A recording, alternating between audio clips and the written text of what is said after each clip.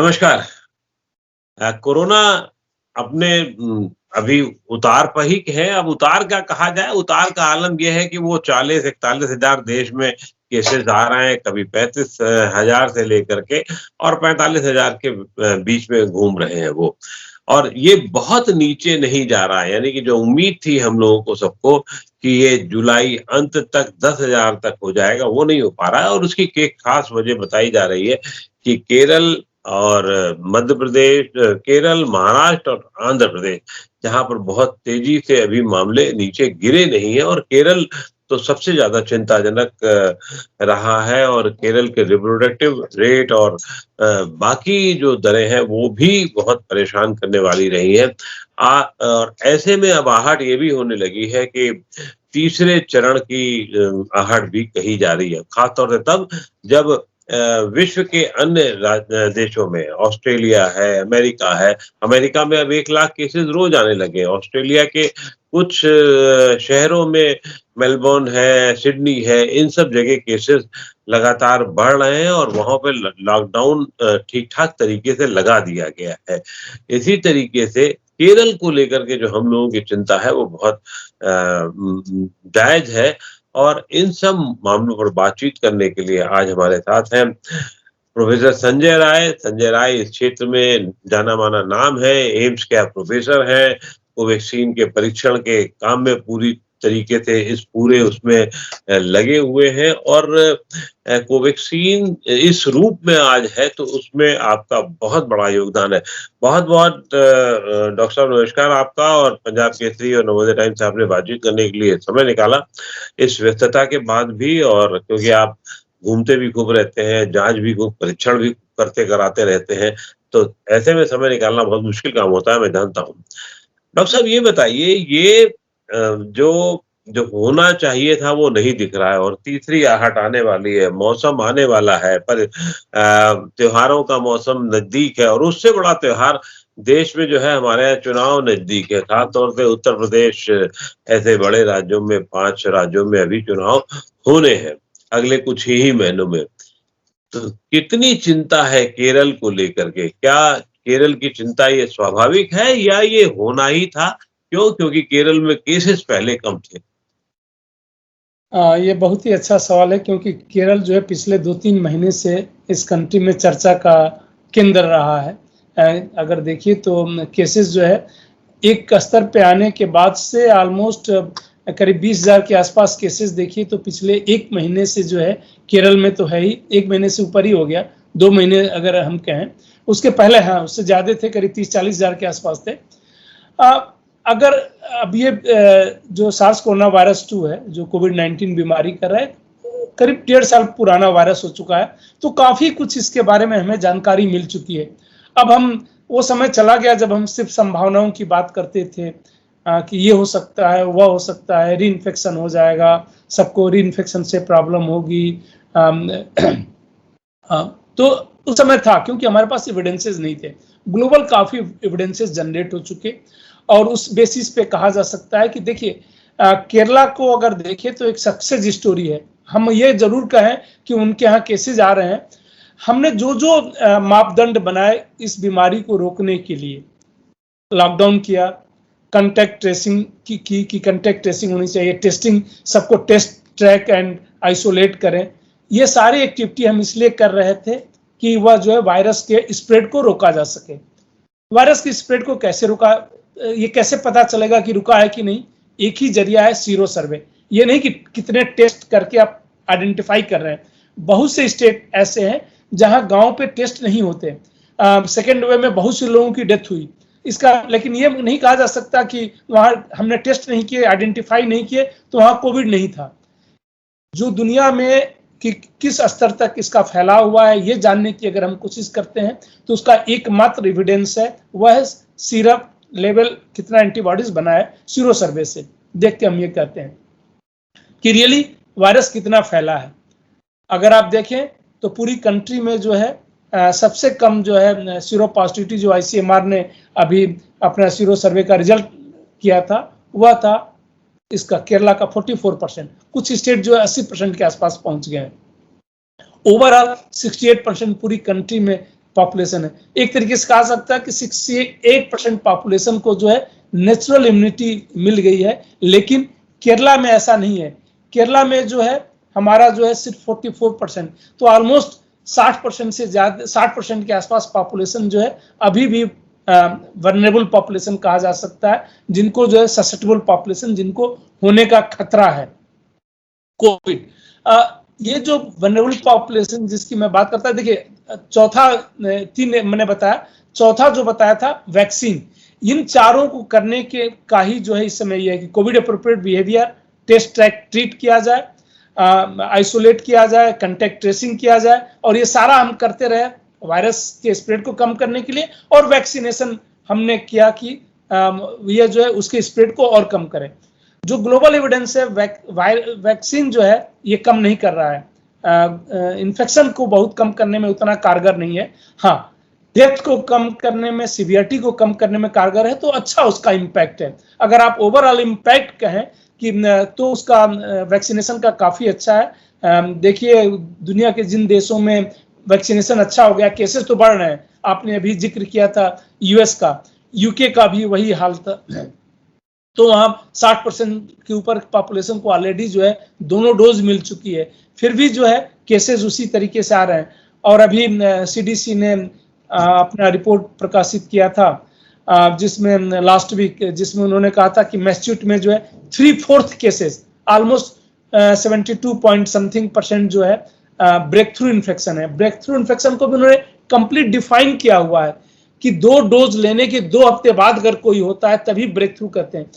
3/4 अगर इन्फेक्शन उनमें हो रहे हैं, तो इसको देख के लगता है कि हाँ, इन्फेक्शन को रोकने में बहुत वैक्सीन कारगर नहीं रहा है, जो कि हमारा पहले एक एजम्पशन था कि उसको रोकने में कारगर होगा।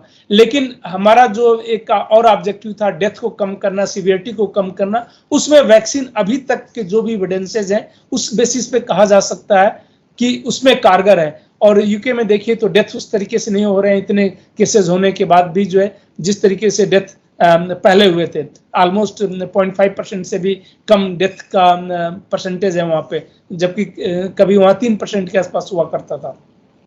तो ये केरला का भी सिचुएशन वैसा है, क्योंकि ससेप्टेबल पॉपुलेशन है, और इस बीमारी को देख के लगता है कि बहुत दिनों तक हम रोक नहीं सकते हैं, किसी भी मेजर से हम डेफर करते रहते हैं, जैसे केरला में हुआ। पिछले शुरू के 6 महीने में केरला को सक्सेस स्टोरी, केरला मॉडल की हमने पूरी दुनिया में बात की, और आज केरला को जो है हम सबसे ज्यादा क्रिटिसाइज कर रहे हैं, क्योंकि वह मॉडल जो था एक स्ट्रिक्ट लॉकडाउन का, एक स्ट्रिक्ट जो भी मेजर हमने कोविड को रोकने के लिए किए थे, उसको केरला शायद सबसे बढ़िया से इंप्लीमेंट किया, क्योंकि तभी इतने कम है, स्प्रेड कम हुए, दैट मीन्स कि जो भी मेजर स्प्रेड को रोकने के लिए बनाए गए वह कम था। तो एक तरीके से देखा जाए तो जो मापदंड बनाए हमने उस पे अगर उस क्राइटेरिया पे हम मापें तो केरला जो है सक्सेस स्टोरी है मेरे लिए, क्योंकि ऑब्जेक्टिव क्राइटेरिया होना चाहिए, परसेप्शन नहीं होना चाहिए। जी हाँ, आपने 2 बातें बहुत महत्वपूर्ण कही हैं। एक ये कही है कि वैक्सीन लगाने का मतलब ये नहीं है कि आपको अब ये बीमारी नहीं होगी या ये इन्फेक्शन नहीं होगा। हाँ, डेथ कम हो गई है और इसके बहुत सारे पूरी दुनिया में प्रमाण हैं, जो अपने आप में बहुत महत्वपूर्ण है। तो क्या ये माना जाए, मेरा पहला सवाल ये होगा कि तो क्या ये माना जाए कि वैक्सीन एक बिल्कुल विशुद्ध रूप से पूरी तरीके से प्रभावी नहीं है इस संक्रमण को रोकने के लिए? और दूसरी चीज ये है कि केरल मॉडल में फिर क्या ये जरूरत है कि अब वहां खुला छोड़ दिया जाए ताकि जल्दी से जल्दी एक हर्ड इम्यूनिटी हो जाए, और फिर उसके बाद उस मतलब उससे बचाव का रास्ता है, क्योंकि अभी तक वहां पर हर्ड इम्यूनिटी इस मामले में जैसा कि वैज्ञानिक मान रहे हैं डेवलप नहीं हुई है, और उसी वजह से यहाँ ज्यादा प्रॉब्लम हो रही है। तो दोनों सवाल अलग अलग है। हाँ, दोनों सवाल अलग है। मैं आपके दूसरे सवाल से शुरू करता हूँ। कभी भी हम किसी को सब कुछ खोल नहीं सकते हैं तुरंत, और एक्सपोज करके जो है कि इन्फेक्शन हो जाए, क्योंकि अगर देखें तो करीब 1.5% के आसपास डेथ होती है इसमें, तो उस डेथ होंगी उसके लिए फिर कौन जिम्मेवार होगा? हाँ, जहाँ पे हो गई इन्फेक्शन वहाँ अलग बात है, जैसे नॉर्थ के स्टेट्स हैं, यूपी है, बिहार है, झारखंड है, दिल्ली है, इनमें ऑलरेडी नेचुरल इन्फेक्शन हो चुका, शायद उतने लोग डिसिप्लिन नहीं रहे और इन्फेक्शन होता गया, और उसका प्रमाण है सीरो सर्वे जो ICMR ने कराया। लेकिन ये हम कभी नहीं कह सकते कि आप जो है उसको खोल दिए। देखिए, ये तय है, नेचुरल इन्फेक्शन बेटर प्रोटेक्शन देता है, लॉन्ग ड्यूरेशन तक प्रोटेक्शन देता है। जिसको हो गया, जिसको एक बार कोविड हो चुका है, शायद आज के समय में कोविड से सबसे सुरक्षित वही है। जिनको नेचुरल इन्फेक्शन हो गया, री इन्फेक्शन होने के चांस बहुत ही कम है, ऑलमोस्ट रेयर है अभी भी। पूरी ग्लोबल डेटा देख लें, अभी पब्लिक हेल्थ इंग्लैंड ने अपना डेटा रिलीज किया, करीब 40 लाख लोगों में सिर्फ 53 लोगों को जो है कंफर्म री इन्फेक्शन था पिछले 1.5 साल में। 40 लाख लोगों का डेटा उसने पब्लिक हेल्थ इंग्लैंड ने अपना रिलीज किया हुआ है। बहुत ही कम हुआ, रेयर है, और कोई किसी को सीवियरिटी नहीं हुई। ग्लोबल है, बहुत से सारे पब्लिकेशंस आ रहे हैं। तो धीरे धीरे ये हो गया कि जो नेचुरल इन्फेक्शन एक बार किसी को हो गया, जिनकी डेथ होनी थी हो गई, वह उनको जो है बेटर प्रोटेक्शन, लंबे ड्यूरेशन तक प्रोटेक्शन मिल रहा है। कुछ तो स्टडी ऐसी आ रही हैं जो ये शो कर रही है कि हो सकता है आपको जो है लाइफ लॉन्ग इम्यूनिटी मिल जाए। एक बार नेचुरल इन्फेक्शन हो गया, री इन्फेक्शन होता है, सीवियरिटी होने के चांस न के बराबर है और डेथ निग्लिजिबल है। अगर आप इसको वैक्सीन से कंपेयर करें तो वैक्सीन वाले ग्रुप में सीवियरिटी जो है होने की संभावना बहुत ही कम है, लेकिन ऐसा नहीं कि सीवियरिटी निग्लिजिबल है, नेचुरल इन्फेक्शन जैसा नहीं है। और डेथ होने की संभावना भी कम है, लेकिन इन्फेक्शन पे प्रभाव जो है उतना नहीं है इन्फेक्शन को रोकने में। अगर आप 3 ग्रुप ले लें, मान लीजिए एक अनवैक्सीनेटेड ग्रुप, एक वैक्सीनेटेड, क्यों केरला का आपसे सवाल जो है इससे जुड़ा हुआ है, और एक नेचुरली इन्फेक्टेड। मान लीजिए 1 लाख लोग अगर अनवैक्सीनेटेड हों, उनमें अगर कोविड होता है उन लोगों को, तो करीब 1.5%, 1,500 लोगों की डेथ हो जाएगी। अगर हम इन सबको वैक्सीन लगाते हैं और सबको भी कोविड हो जाता है, मान लीजिए होने की संभावना है, क्योंकि देख के लग रहा है कि बहुत नहीं लगता, तो उनमें से हम 1,000-1,200 डेथ को बचा सकते हैं, और ये बहुत बड़ा बेनिफिट है वैक्सीन का, क्योंकि एक लाइफ भी एक्स्ट्रा बचाते हैं तो बहुत ही बड़ा बेनिफिट है। जबकि थोड़े से सीवियर एडवर्स इवेंट होते हैं वैक्सीन के, 1-2 डेथ जो है लाख में या 10 लाख में होती है वैक्सीन से भी रिलेटेड, बट अगर आप बेनिफिट देखें तो बहुत ही ह्यूज है। अगर 2 डेथ भी होती है, अगर हम 1200 लोगों को बचा रहे हैं पर लाख में, तो बेनिफिट बहुत ही ज्यादा है। पब्लिक हेल्थ में हम बेनिफिट और रिस्क का रेशियो देखते हैं हमेशा, और इसलिए जब तक बेनिफिट ज्यादा है तो यहाँ पे वैक्सीन देने का बेनिफिट ज्यादा है। इसलिए जो है हम किसी को एक्सपोज नहीं कर सकते जो अनवैक्सीनेटेड है, या कि उनको जो है वैक्सीन लगाना ही वहां पे अब सॉल्यूशन है, क्योंकि वैक्सीन आ गया। हाँ, जिनको हो चुका है उनको वैक्सीन दे के साथ हम वेस्ट कर रहे हैं। वेस्ट क्या कर रहे हैं, मैं तो ये कहूंगा कि रिस्क यहाँ पे बिल्कुल नहीं है सीवियरिटी डेवलप होने का। इवन ये हो सकता है वैक्सीन के जो एडवर्स इवेंट है वह एडिशनल रिस्क में हो जाएगा। तो अगर रिस्क और बेनिफिट एनालिसिस मैं यहाँ करूँ नेचुरली इन्फेक्टेड ग्रुप में, तो उनको कम है, बेनिफिट कम है, रिस्क ज्यादा है, तो ये अनएथिकल है उनको देना। जो अभी तक ग्लोबल एविडेंस है उनको नहीं देना चाहिए, जिनको नेचुरल इन्फेक्शन कंफर्म हो चुका है, जो कोविड रिकवर्ड है। लेकिन जिनको नहीं हुआ है उनको हमारी सारी प्रायोरिटी होनी चाहिए कि जल्दी से जल्दी उनको देके जो है इसको कंट्रोल करें, क्योंकि सीवियरिटी और डेथ को हमें बचाना है, और वैक्सीन का जो सबसे बड़ा बेनिफिट है। तो ये तो रहा केरला से, इसलिए ऐसा नहीं किया जा सकता। हाँ, वहां पे वैक्सीनेशन का कैंपेन तेज चलाना चाहिए। उन जगहों पे देने का कोई बेनिफिट नहीं है, जैसे दिल्ली की मैं बात करूं, 80% के आसपास पॉपुलेशन जो है इन्फेक्ट हो गया है, फिर भी सब कुछ, अभी भी स्कूल ना खोलना और ये सब उसकी कभी बाद में डिस्कस कर लेंगे कितना साइंटिफिक बेसिस है। लेकिन केरला और नॉर्थ ईस्ट के लिए जो है अभी प्रायोरिटी हमारी वैक्सीनेशन पे होनी चाहिए। कुछ जगहों पे जहां इन्फेक्शन ज्यादा हो गया है, लोकल सीरो सर्वे करा के हमें बिल्कुल नॉर्मलसी की तरफ बढ़ जानी चाहिए, क्योंकि साइंस यही कहता है और हमें साइंस पे विश्वास करना चाहिए। ये तो हो गया आपके दूसरे क्वेश्चन का, शायद मैंने कोशिश की पूरा जवाब देने का। फर्स्ट क्या था, फिर से जरा बता दीजिएगा। नहीं, मैं उस पे अब इस पे आ जा रहा हूँ, फर्स्ट सेकंड के छोड़ करके, क्योंकि बहुत इंटरेस्टिंग सी बात हो रही है। अभी कहीं मैं पढ़ रहा था, सुना था, एक बहुत वरिष्ठ डॉक्टर है जो भी इस काम में लगे हुए थे, उनका ये भी कहना था, मेरी चिंता वही थी कि जिनको वैक्सीनेशन हो चुकी है वो अब आज की स्थिति में उनकी कितनी संभावना पुनः होने की है, और जिनको ये कोविड हो चुका उनकी कितनी संभावना की है। तो उन्होंने कहा था आप आलू और सेब का आप उदाहरण मान लीजिए, तो ये आलू और सेब का उदाहरण जरा कुछ समझाने की कोशिश करेंगे आप कि उसको किस तरीके से इंटरप्रेट किया जाए? मैं आलू का और सेब का मतलब कि जो नेचुरल इम्यूनिटी मिल रही है वो सेब टाइप है, और जो ये है वो आलू है। आलू भी खाने में काम आता है, सेब भी खाने के काम आता है। तो ये कि दोनों को कंपेयर नहीं किया जा सकता, ह्यूज डिफरेंस है। जो अभी तक ग्लोबल एविडेंस आ रहा है कि मैंने जैसे बताया कि नेचुरल इन्फेक्शन एक बार अगर किसी को हो जाता है, कोविड रिकवर्ड अगर हो गया है, जो कोविड सर्वाइवर हम कहते हैं, री इन्फेक्शन होने के चांसेस बहुत ही कम है, और होते हैं तो सीवियरिटी नहीं होती है। तो ऑलमोस्ट माना जाए कि वो कंप्लीटली प्रोटेक्टेड है, इन्फेक्शन से भी प्रोटेक्टेड है। थोड़े बहुत होते हैं तो चलेगा, या सीवियरिटी और डेथ से भी पूरी तरह प्रोटेक्टेड है। वैक्सीन का मैंने वही बेनिफिट बताया कि 3 ग्रुप अगर ये हो, तीसरा ग्रुप का मैंने अभी नहीं बताया था कि अगर ये होगा, मान लीजिए जो 1 लाख लोग जिनको नेचुरल इन्फेक्शन हो चुका है, उनको अगर कोविड उनमें से कितने की होने की संभावना है, तो सिर्फ 1000 के आसपास को होने की संभावना है मैक्सिमम अभी तक। 0.01 हाँ, 0.1% के आसपास मैक्सिमम, कहीं 0.003% है, जैसे यूके की मैं एग्जांपल दिया। सो ये है, और उनको सिवियरिटी 0 के आसपास है ऑलमोस्ट। तो 1 लाख में अगर हम नेचुरल इन्फेक्टेड लोगों में देखें तो री इन्फेक्शन बहुत ही कम है, और सीवियरिटी ऑलमोस्ट न के बराबर। तो मैंने तीनों ग्रुप का वही कंपैरिजन किया कि कई सवालों का आपका आंसर उससे मिल जाएगा कि डेफिनेटली नेचुरली इन्फेक्टेड जो है, एक बार जिनको हो चुका है, जिनको कोविड हो चुका, वह ज्यादा बेटर प्रोटेक्टेड है। उसके बाद प्रोटेक्शन है जिनको कोविड नहीं हुआ है लेकिन वैक्सीन हमने दे दिया है। और तीसरा है ग्रुप है जो बिल्कुल ही प्रोटेक्टेड नहीं है, हमेशा होने की संभावना है, वह है अनवैक्सीनेटेड ग्रुप, और कोविड भी नहीं हुआ है। तो इन तीनों ग्रुप में बेस्ट प्रोटेक्टेड है हमारे जिनको नेचुरल इन्फेक्शन हो गया। इसीलिए मैंने कहा कि उनको देना जो है, वेस्ट करना है वैक्सीन को, उनको देने की जरूरत नहीं है। हमारी प्रायोरिटी होनी चाहिए जहां जहां नहीं है, जहां इन्फेक्शन दर कम है, कि वहां वैक्सीन लगा के जो है अपनी मॉर्टेलिटी को रोकें, सीवियरिटी को रोकें। कोई वेव किसी वैक्सीन से कम नहीं होने वाला है, नहीं तो यूएस में कोई वेव है या यूके में वेव नहीं आते थे, वेव का इंपैक्ट कम हो जाएगा।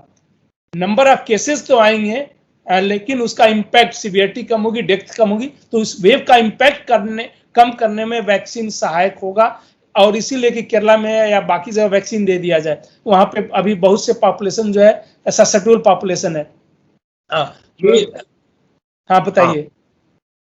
ये जैसे कई लोगों को हुआ, हमें पता लगा, और कई बार ऐसा भी हुआ कि हमको बीमारी छू करके हमको निकल गई, हमें पता नहीं लगा, हमने उसका इलाज नहीं कराना पड़ा।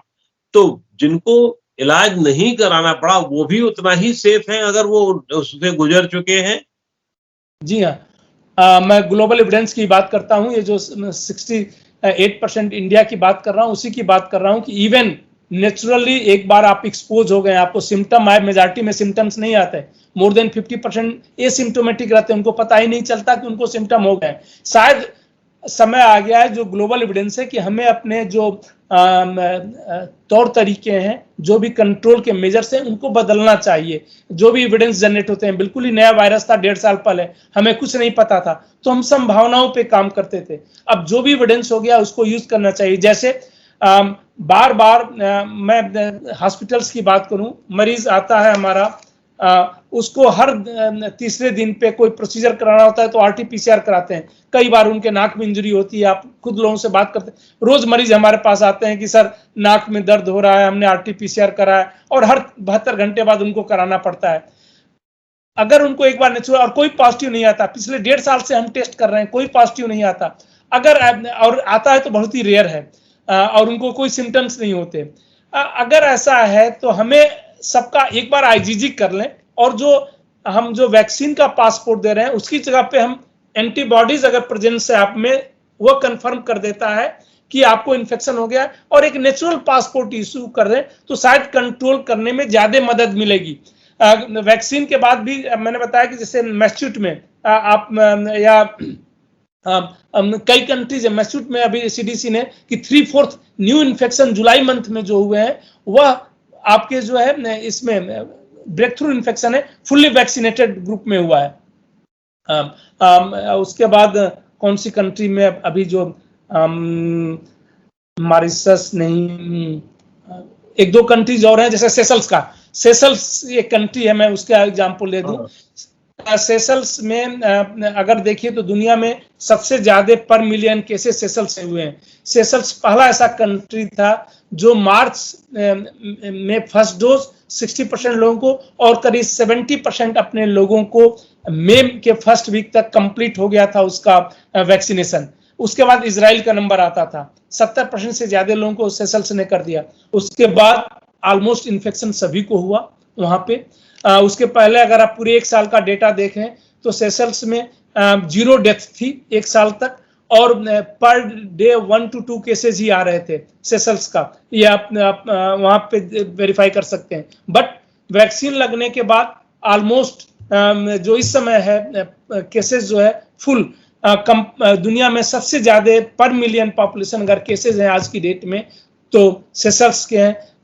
पिछले 3 महीने में देखिए तो पर डे केसेस जो है पर मिलियन पॉपुलेशन सेशल्स के थे। हमारे 4 लाख पर डे जो मई में हुए थे सेशल्स के सामने कुछ नहीं थे। हमारे 80 लाख हो जाते तब हम उसके बराबर पहुंचते पर मिलियन पॉपुलेशन के हिसाब से अगर हम देखें तो ये देख के लग रहा है कि वैक्सीन जो है सीवियरिटी और डेथ रोकने में कारगर है, बट इन्फेक्शन को रोकने में कारगर नहीं है, ऑलमोस्ट बहुत ही कम है। हाँ, जहां जहां एक बार नेचुरल इन्फेक्शन होता जा रहा है वहां पे वैक्सीन जो इन्फेक्शन को भी रोकने में हम कह तो देते हैं कारगर है, बट ऐसा नहीं है। नेचुरल इन्फेक्टेड लोगों को अगर हम वैक्सीन दे रहे हैं तो ऑलरेडी वो प्रोटेक्टेड है। तो ये कंक्लूजन ड्रा करना सही नहीं हुआ कि वैक्सीन के कारण से उनको इन्फेक्शन नहीं हुआ। इसीलिए मैं कह रहा था कि शायद हमें जो है वक्त आ गया है कि नेचुरल इन्फेक्शन के लिए जो है कि हम वो दें, बेटर वे में प्रोटेक्ट करेंगे, ट्रांसमिशन को चेक कर लेंगे कि जिनको एक बार इन्फेक्शन हो चुका है वो आईजीजी से पता चलेगा, या एटलीस्ट 3 करोड़ से ज्यादा लोगों का हमने आरटीपीसीआर और ये करके हमारे डेटाबेस में है, उन लोगों को हम इशू कर दें, बार बार उन लोगों को चेक कराने की जरूरत ना हो। दूसरा, जो भी आता है वैक्सीनेशन के लिए भी उनका भी एक बार आईजीजी कर लें, और एक ही बार हमें करना पड़ेगा, बार बार मरीजों को या हरासमेंट नहीं होगा पब्लिक का हर एयरपोर्ट पे जाके। और शायद यह बेटर वे होगा नेचुरल पासपोर्ट जारी करना जो है इस ट्रांसमिशन को चेक करने में। बार बार आरटीपीसीआर इसका सॉल्यूशन डेफिनेटली नहीं हो सकता। तो शायद मैंने नेचुरल इन्फेक्शन कितना बेहतर है आपको बता दिया। नहीं, बिल्कुल आपने बहुत सही बात। फिर सरकार अभी तक क्यों नहीं इस निर्णय पर पहुंची है, या नीति निर्धारक देश में इस तरह से नहीं क्यों पहुंचे हैं कि जिनको कोविड हो चुका है उनको वैक्सीनेशन की जरूरत नहीं है, बल्कि अब वहीं उन्हीं को वैक्सीनेशन कराया जाए। तो उससे फायदा क्या होगा कि जिनको नहीं हुआ है अगर कोरोना, तो उससे फायदा क्या होगा कि आप जहां जरूरत है वहीं पर करा देंगे। बहुत ज्यादा जो हत्या मची हुई है कि हमारे यहाँ वैक्सीनेशन नहीं हुआ। आज की तारीख में 60% से ज्यादा सिर्फ 5-6 राज्यों में, वो भी छोटे छोटे जो राज्य हैं उनमें वैक्सीनेशन हुआ है, और वो भी पूरा नहीं, डबल डोज का नहीं, सिंगल डोज के हुए हैं 20 से 22%। यूपी बिहार में बहुत बुरा हाल है वैक्सीनेशन का, वैक्सीनेशन रेट बहुत कम है। जबकि दावा करने के लिए तो ठीक है, कह सकते हैं साहब हमने 5 करोड़ यूपी में करा लिए, लेकिन वो परसेंटेज में जब आता है तो बहुत नगण्य हो जाता है। तो वो बुरी स्थिति है। तो वहां फिर वहां पर भी आप, क्योंकि यूपी बिहार में अगर आप देखेंगे तो वहां कोरोना लोगों को बहुत सारा हो चुका है जो अपने सीरो सर्वे से सामने आ गया। तो उसमें घबराने की क्या बात है? फिर तो ये होना चाहिए कि जिनको हो चुका उनको माइनस कीजिए और जिनको नहीं हुआ उनको लगाइए। काम खत्म करना चाहिए उस मामले पे। देखिए, एविडेंस जनरेट होते रहते हैं। हम साइंटिस्ट का काम है, डॉक्टर के साथ साथ हमारा ये भी काम है, कोविड में ही काम कर रहे हैं कि हम समय समय पे जो है सरकार को बताते रहें, और हम बताते रहते हैं। पहले जैसे नेचुरल इन्फेक्शन के होने के 1 महीने बाद ही कोविड वैक्सीन दे रहे थे, अब 3 महीने का कर दिया। शायद आज नहीं कल चेंज करेंगे, लेकिन जितना जल्दी एविडेंस को यूज करें उतना बेहतर होता है पॉलिसी में। कभी भी पब्लिक हेल्थ पॉलिसी जो बनाते हैं एविडेंस को यूज करने के लिए, अब वो एविडेंस अब काफी जनरेट हो चुके हैं, और अभी नहीं जनरेट हुए, पिछले 6 महीने में इतने ज्यादा एविडेंस आ गए हैं कि हमें यूज करना चाहिए। क्यों नहीं यूज हो रहा है इसका मेरे लिए उत्तर देना शायद मुश्किल होगा। आप देखिए, 20 वैक्सीन पूरी दुनिया में अभी तक अप्रूव हो चुकी है। मैं बताऊं, कोविड के एक बीमारी के लिए करीब 250 से ऊपर वैक्सीन जो है भिन्न भिन्न फेजों के डेवलपमेंट में है। तो कई इश्यूज इसमें रहते हैं, वो इतने बड़े सारे जो है कंपनियां काम कर रही हैं, शायद कई कंपनियां तो ऐसी हैं कभी वैक्सीन बिजनेस में नहीं आई, क्योंकि उनको लंबा समय बिजनेस दिखता है। तो इसमें सिर्फ साइंस ही नहीं रह जाता है, कई बार कमर्शियल इंटरेस्ट कई बार साइंस पे हावी होना चाहता है। हम लोगों का काम है साइंस को प्रोटेक्ट करना, और हम प्रोटेक्ट करते रहेंगे, और साइंस को लोगों को बताते रहेंगे कि ये साइंस है और इस तरीके से प्रोटेक्ट किया जा सकता है साइंस को। कुछ लोग नहीं बता पाते हैं, हमारा काम है साइंस को प्रोपेगेट करना, और हम प्रोपेगेट करते रहेंगे, और ये फैक्ट है। और उनको जरूरत नहीं है, आज की डेट तक जो भी एविडेंस है, जरूरत नहीं, कल हो सकता है ऐसा एविडेंस आ जाए कि नहीं नेचुरल इन्फेक्शन को जो है नया वेरिएंट आ गया है, उनको देने की जरूरत है, तब हम देंगे। अभी जो है और मॉडर्न मेडिसिन की हम स्ट्रेंथ कहते थे कि एविडेंस बेस्ड मेडिसिन है, जो एविडेंस हो उस पे संभावनाओं पे बात करते रहेंगे, तो उसी को क्वेकरी कहते हैं। क्वेकरी यही कहते हैं कि आपको सिर्फ आपका परसेप्शन हो कि फायदा कर सकता है, एविडेंस नहीं है। जैसे ये एक परसेप्शन है कि नेचुरल इन्फेक्शन के बाद हम दे दें तो हो सकता है वो बूस्टर का काम करे, अगर हम प्रोटेक्टेड हैं तो बूस्टर की क्यों जरूरत है, इसी को हम बिल्कुल क्यों जरूरत है। बिल्कुल ठीक। फिर एक बड़ी बात और आ रही है, अभी मैं पढ़ रहा था कि आजकल में ही हुआ कि साहब बूस्टर के लिए एक और अलग मामला आ गया कि जो लोगों ने वैक्सीनेशन करा लिया वो बूस्टर लगवा सकते हैं। अब तो ये मतलब ये हो गया कि अब एक उससे आगे हो गए। एक तरफ आप कह रहे हैं कि वैक्सीनेशन कराने वालों को बहुत परेशान होने की जरूरत नहीं है, और दूसरी तरफ ये आ गया था बूस्टर लगवा। और मुझे तो ये जो साइंस का और बिजनेस का जो घालमेल है वो समझ में नहीं आता। आई एम सॉरी टू से दिस। होता क्या है कि उस साइंस से और फार्मा इंडस्ट्री का और बाकी का जो घालमेल हो जाता है, कभी होता है कि साहब एक डोज एक ही तरीके काम करेगी, फिर ये हो जाता है कि 2 डोज में अंतर कितना होना चाहिए, फिर ये हो जाता है कि दोनों मिला के दे दीजिए, फिर ये हो जाता है कि नहीं साहब अब आपको एक दवा खानी ही पड़ेगी, वही सफिशिएंट होगा। तो आदमी के लिए, जो सामान्य आदमी, उसके लिए तो बहुत मुश्किल सा होता है। हाँ, बिल्कुल सही बात है, मुश्किल सा होता है। आप और इसीलिए जो है हमेशा साइंस की ही जीत होगी, कभी भी आता रहता है। देखिए जैसे इंटरेस्ट ये सब हावी होगा, इसमें कोई दो राय नहीं है, वो होता रहता है। बट ओवरऑल साइंस की आज नहीं कल जीत होती रहती है। जैसे जैसे एविडेंस आते जाते हैं हम एक्शन लेते रहते हैं।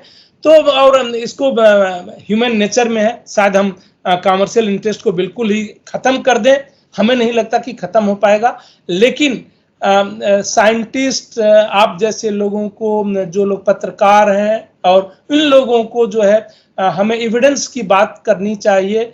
वेस्टेड इंटरेस्ट बहुत से लोगों का हमेशा रहता है। अभी देखिए कोविड की हमारी सेकेंड वेव थी, तो कि लोगों ने किस तरीके से कालाबाजारी की, जिस तरीके से तो हमारा काम है उसको रोकना, हम कोशिश करेंगे, बट हम उसको, कोई जरूरी नहीं है कि हमेशा जो है रोक ही देंगे, और उस टाइम और ये चलता रहेगा, ये ह्यूमन नेचर में है, इसको रोकना शायद असंभव सा है। लेकिन हमें आप लोगों को सबको मिलके जो है साइंस को प्रोटेक्ट करने की जो है जिम्मेवारी लेनी चाहिए, और ले भी रहे हैं। जैसे आपने कहा साइंस के को प्रोटेक्ट करने के, निश्चित रूप से साइंस को प्रोटेक्ट ही करना होता है, लेकिन वही चीज है, आज ही पढ़ रहा था वॉशिंगटन पोस्ट में एक रिसर्च आया, और फिर उसके बाद में हम लोगों ने भी उसे प्रकाशित किया कि साहब कोलेस्ट्रॉल के नाम पर एक कभी स्टडी जब हुई होगी, तो फिर उसके बाद पता लगा अब तक 2000 लाख करोड़ से ज्यादा का दवा इंडस्ट्री ने उसके नाम पे न जाने क्या क्या कर लिया, गुड कोलेस्ट्रॉल, बैड कोलेस्ट्रॉल वगैरह वगैरह। तो ये साइंस और फार्मा इंडस्ट्री का उसी तरीके से डायबिटिक में भी देखा जाता है कि कैसे कैसे क्या ऊपर नीचे उनके मापदंड होते हैं।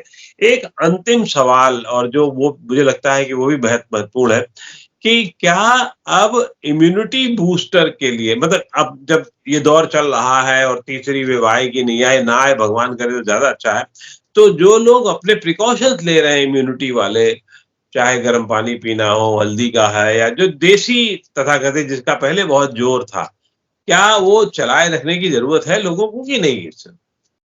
देखिए किसी भी चीज की अधिकता बहुत अच्छी नहीं होती है। जब तक आपको लगता है कि आपके लिए फायदेमंद है, सेहत ठीक है, उससे कोई भी, चाहे आप गर्म गुनगुने पानी पीते हो, नॉर्मल पानी पीते हो, या फ्रिज का पानी पीते हो, मैं फ्रिज का ही पानी पीता हूँ तो मैं इसलिए कह रहा हूँ। तो वह ठीक है।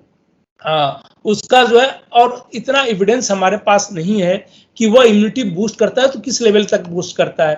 हम हमेशा जो है मॉडर्न साइंस में बात करते थे एविडेंस की, कि इवन हम आपको क्रोसिन एक पैरास्टामोल दवा भी देते हैं तो हमें पता है कि कैसे काम करता है, कैसे वह जो है फीवर को कम कर रहा है। कोई जरूरी नहीं कि 100% में फीवर कम करता है, बट ये पता होता था। संभावनाओं पे हम नहीं देते थे। बहुत से लोग क्रोसिन यूज करते हैं, उनको नहीं पता, जैसे जिनको हम झोला छाप डॉक्टर कहते हैं, इसीलिए क्योकरी कहते हैं, कि आपका परसेप्शन है कि बढ़िया काम करेगा, लेकिन कोई आपको नहीं पता कि रियली आपके पास उसका एक्सप्लेन करने के लिए नहीं है कि कैसा है। तो वह जो है सेम यहाँ भी होता है, वह प्रिंसिपल अप्लाई होता है। कोविड में थोड़ा सा शुरू में तो स्पेकुलेशन चलता है, किसी बीमारी जब नहीं आती है कि संभावना ये हो सकती है। मैंने भी संभावनाओं पे बात करनी चाहिए थी शुरू में, बट जितनी जो एविडेंस आते जा रहे हैं उनको अगर इग्नोर आप करते हैं तो ये लगता है कि तब आप वेस्टेड इंटरेस्ट है, क्योंकि साइंस को अगर इग्नोर करने का मतलब होता है कि वेस्टेड इंटरेस्ट वहां रहता है।